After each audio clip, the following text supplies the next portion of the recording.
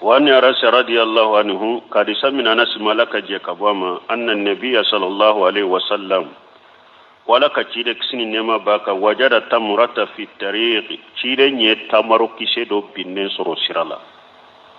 وقال تشيرين لولا أني أخاف أن تكون من الصدقة لأكلتها منتفوالي تشيرين ننتون تسرا ننتمرو كانك صدقة تمرو ntumba takatu ni la nyine yemunye yere koloshi parce que chide minye sadaqai ani jaka o haramu yara chide mbolo chide be hadaya dam hadiya chide mbode mina mi ate sadaqati mina te jakadu anana tamaru kishekelen bi nema madina bolo nkono akon nintunte sira yala sadaqati de do ntumba takatu me chide nyo tamar kishekele aya toy mun kama subuha abese ka ke sadaqati te do ka tamaro do rabina me abese ka ke sadaqati tamaro do abese ka ke jakka tamaro do burna doko ninya dun kana fe nyagambilendu kana ta do haramula awa chide nyo tamaro kise kilento de kama bara jumambe bara mi belebele bado komi sama ni subuha ubala na umbake koke tamaro kise kile duni kiden ya ko na ma haramu ya ni haramu ya jele ma fola nasu seru mana dura banna ni nasi seru mana qur'ana la ni nasiru mana hadisa la banna ni do ya la daga do ya haramu munu nya la daga ne beta ulu kasirafi ara ya sira bari yaude nunu nyew ni mbede hadam madun te sira Allah ne du sukunde masira Allah ne yer kolosite tamaro kisekele kiden fule katema ka bolona ni hadisan na fa anafa do ye munye kaira ni hada maden na fendo binne na ya tomo ni valeri cha bantala adagarai kata ka kitai hari ni matigi nyini drome fula drome kele drome fula drome duru drome tangunu na nyono kata keme na o burune na bolon kono ni ata yoromi tanke inyata tigila imatigi do ala adagarai ka do hari ni matigi nyini valeri te min na kosobe kire fule ko de ira tamaru kisekala ko nin tunte sira na be ke sara ntumba takatu to mo fentewa min ni na nyugona majare ka tigi nyini to no men fem min na ka balere ka dogo amajare ka tigi nyino la ko sankele yo soro yoro me dro itado bo ani fana hari sai nya ira na do kunyere munye mamuna na wogoro koko ni nyagambi bala kisi iyere pour ka kisi nyini ka dinaye ka kisi nyini ka fare kore ko koma sina intoye subuha do na koko la masala Suleiman urihiliyo nyogona fo photographie apparu be photo minta wala akum misali la se harin na ya soro don ke baga keme bi kunonto ya yira ka fo ewa akake yire don ke baga keme tanya yira ko appare photo ye haramu ye keme tanyere ka yira don ke baga ko appare photo ye haramu ye akon ni hakli be ela edbisukun kanya ala ya serenya bila ibu yiro fili o haramu no subu hakuno chogodi mogo keme tanyere ka fo don ke bawla ko haramu lendo ni ebe kisi nyini yere ibe kisi nyini yere faru kore ebe photo tawa janko nasu seruhu de na nala janko nasu de na ka photo haramu ya eba ke kamimbo akono ko apare photo sentala delilati bolo ala qur'ana delilati bolo ala hadisa to mo fenye doni ke baga nyuma fana di al muhaqqiquna ulu beba kare ko haramu kalambaga juman beti yire filio haramu ina ni be kisi nyini yere tamaro kise kelen fule ci de nyatoy abesi ka ke sadaka tamaro in kana du nimbe do subhala nimbe do haramula nyagambi be minna janko nasu seru be mununa ebo yire filio haramu in kono chogodi donc harisa ya iranna hada maden ka ke yire koloshi bagay subha be fi ngofenna yire koloshi oma ikana tadu haramula وعن نواسي ابن سمعان رضي الله عنه عن النبي صلى الله عليه وسلم قال البر حسن الخلق والإثم ما حاك في نفسك وكرهت أن يطلع عليه الناس رواه مسلم. وعن النواسي ابن سمعان رضي الله عنه كارثة من النواس ابن سمعان ملك جكبام أن النبي صلى الله عليه وسلم كبون النبي ما كسر نما بكا قال البر حسن الخلق كيدون كن يوم يمينه جوكون يوم والاسم جنوب يمينه ما هاك في نفسك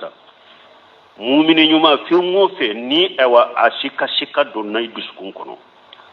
وكرهت أن يتلى عليه الناس إتيا في مغفنا كبو كوما سنا كلاما وكوما سنا يجنوب ريري كورسما ني حديثا مسلم يا حديثا يمو بل من حسن الخلق جوغو نيوما ابيسكا كي جوني علاتشي يعني ان حسن الخلق من البر داخل في قوله تعالى وتعاونوا على البر والتقوى jogo nyuma ni ala bato do de na be do ala ka aya kono ni ala ko ta'awanu ala albirri wat taqwa aye nyugon de me hera kola ala yaw nyamare min na koke aye nyugon de me ola ani ala ko muno haramu yawma ko ako to ya ka nyugon de me o fanala donc albirru be do ola minye hadama de ewa jogo nyuma be sheka ke ini ala che jogo nyuma mbese kake ini alaka jownu nyagonche jogo nyuma ini alache alaka nyamarika nu ko ni nyamarika nda bora alafe ni ko ni nyamarika nda bora chidem fi alaka sariya do de do iko kumbe ni dusukun fere iko mina ni sonja ni dusukun fere ye i dusukun ma fantile wa yafal dhalika bil inqadi tamma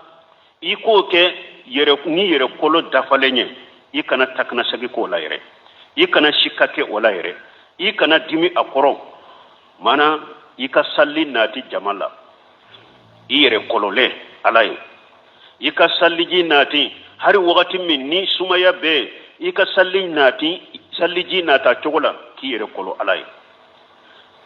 ika sadaqati ke ka jakka boy kan na folola ni yere koloye ika sungalo sun ni yere koloye ika hijuke ni yere koloye ika nimbeke i duskun firele i nisonjale i duskun mafantile nae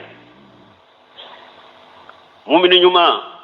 jogo nyuma tede ni be salli fari fagalen de be salli ibe salli i dusu kasile ibe jakabo i duskun kasile ibe da hiju yoro la i duskun kasile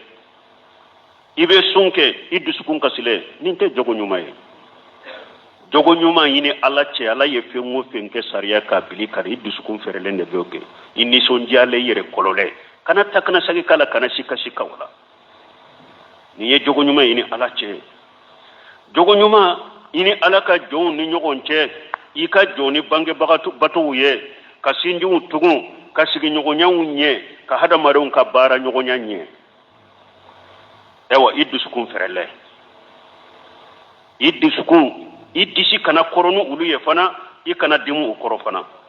fa ija alimta min nafsika annaka fi hajil hal fa innaka min ahli bir ni hada madem min yi yere do ko ibe ni la halala ikado ibe mugo nyuma wula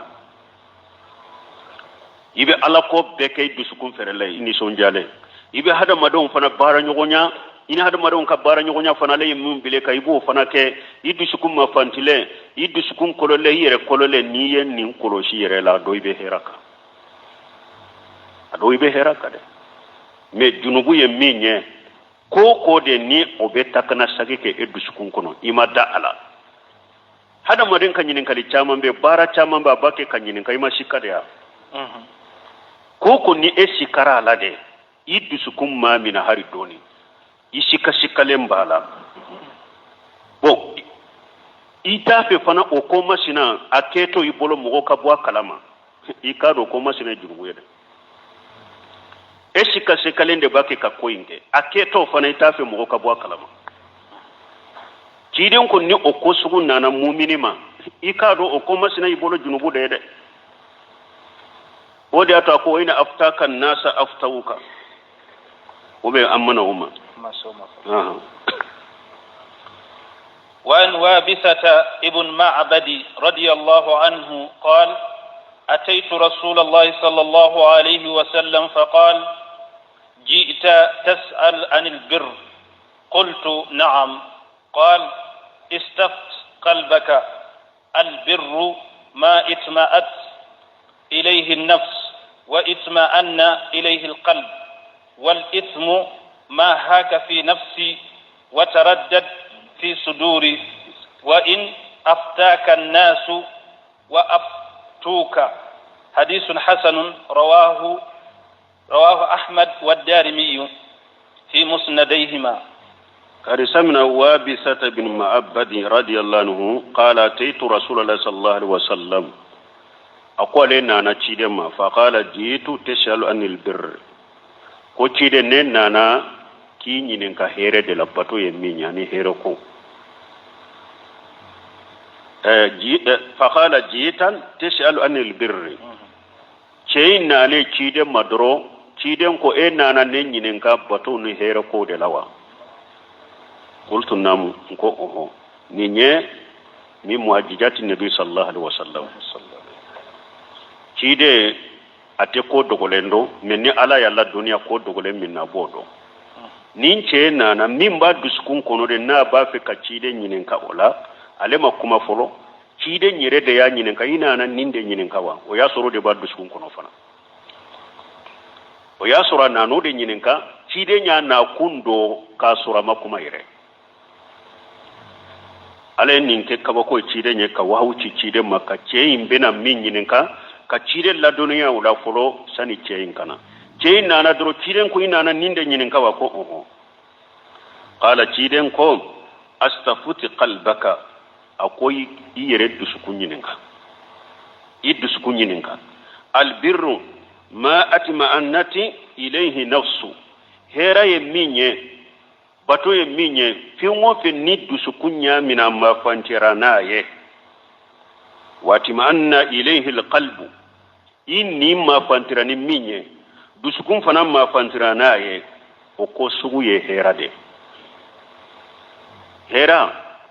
ko ni dusukun ma fantira amina dusukun na kosobe amina inni na kosobe ko mina dusukun na kosobe ni ma fantirana ye dusukun ma fantirana ye o ye hera de wal ism me junubu ma haka fi nafsi wa taraddada fi sadri fi mo fi shika donna nina dusukun fana ye takana sagi kala o ye junubu de de wayne aftaka nasu wa aftauka har ni ye mogo nyinin ka chogo iyu kuna funi chogo kwa dagara chogo tanke nin kuma sina bi bolo dusukun kono mu'mini de silama nyuman de yiye inni shikara kokola idusukun shikara kokola yetakana sagi kala o ye junubu do ye koto yede hari ni eye mogo nyinin kala chogo nin ko fentala chogo ciden ko junubu do yere korosam